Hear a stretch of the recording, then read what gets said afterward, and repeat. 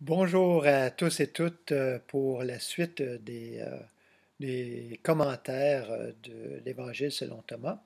Alors, aujourd'hui, on est en compagnie, non pas comme la dernière fois de Vincent, mais de Mathieu, dans la tranquille compagnie de Mathieu.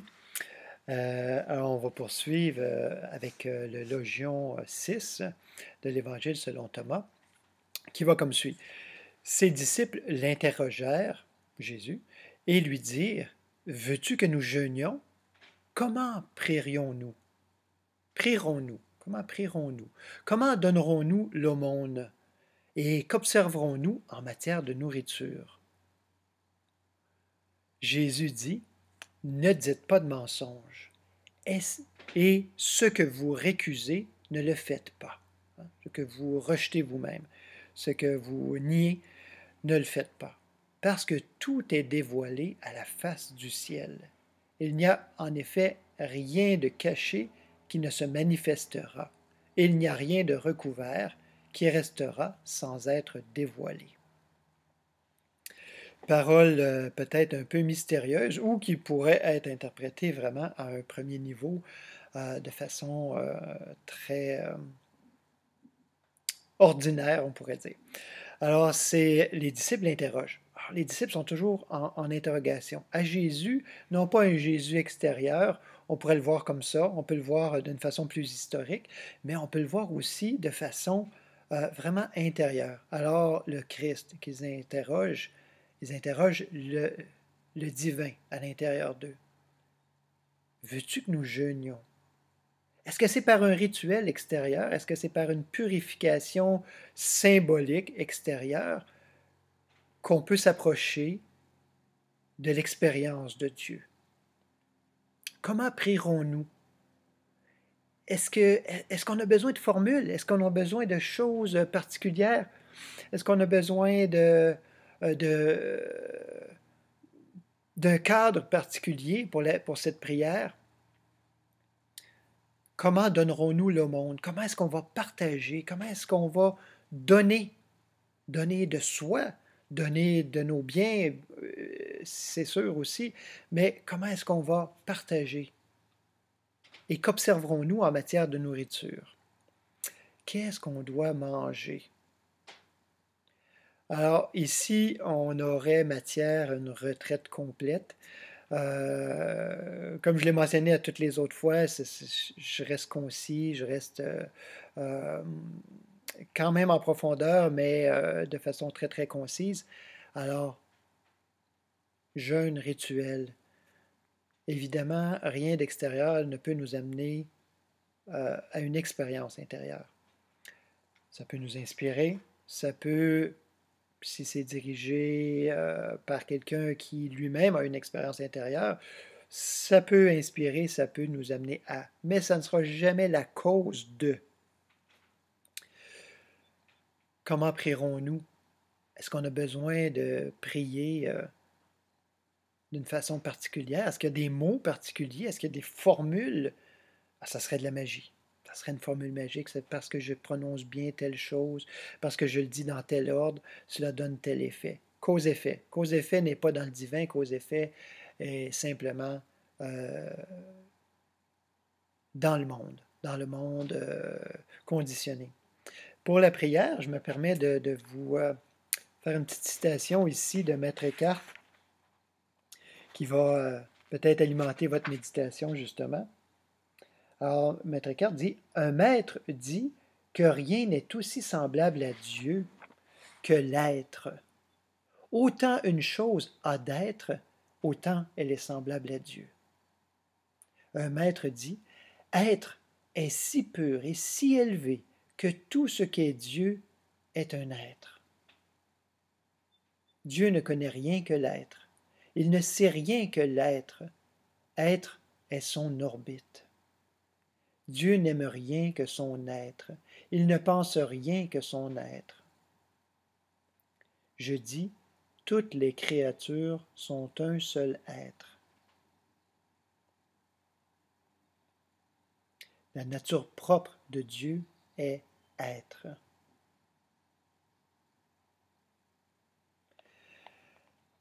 Alors, je pense que c'est la plus haute prière, en fait, c'est d'être, c'est la présence.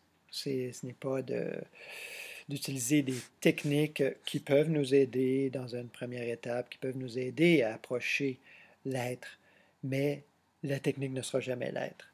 La formule ne sera jamais l'être. Le rituel ne sera jamais l'être. Comment donnerons-nous le monde? Comment donnerons-nous de soi?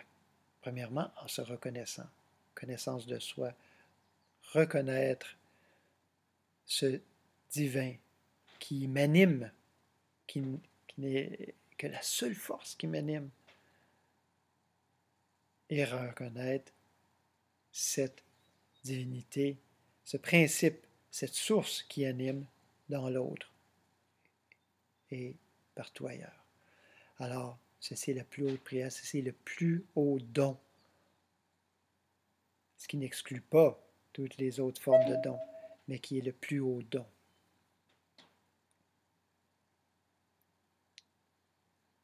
Jésus dit, ne dites pas de mensonges. Et ce que vous récusez, ne le faites pas, parce que tout est dévoilé à la face du ciel. Arrêtez de vous raconter, je vous mets ça en langage un peu plus commun, arrêtez de vous raconter des histoires. Laissez faire le Walt Disney, même spirituel. Ce que vous savez intérieurement qui n'est pas vrai, que vous rejetez déjà intérieurement. Comme les gens qui disent oh, moi, je rejette l'Église catholique, je rejette l'autorité de ci, l'autorité de ça, je rejette certaines des concepts de Dieu. Hein, particulièrement, je rejette tel concept de Dieu. On dit que Dieu est comme ci, on dit que Dieu est comme ça. Moi, je rejette ça, je rejette ça. Et souvent, les athées vont faire un rejet total de ce paquet, hein, de ce paquet de concepts. Et souvent, je leur dis, lorsqu'on me consulte à ce sujet, je leur dis, eh bien, vous avez raison, vous avez raison de ne pas croire en ce paquet de concepts, en toutes ces futilités, fatalités, etc. Vous avez raison. Et là, ils sont un peu déboussolés. Et je dis, parce que c'est pas ça le divin non plus. Et comptez pas sur moi pour vous le raconter, pour vous donner un autre concept. Entrez à l'intérieur. Entrez à l'intérieur. Alors, ce que vous rejetez vous-même, ne le faites pas. Ce que vous savez intérieurement être vrai, et non pas par la personnalité, par l'intellect, par d'autres concepts.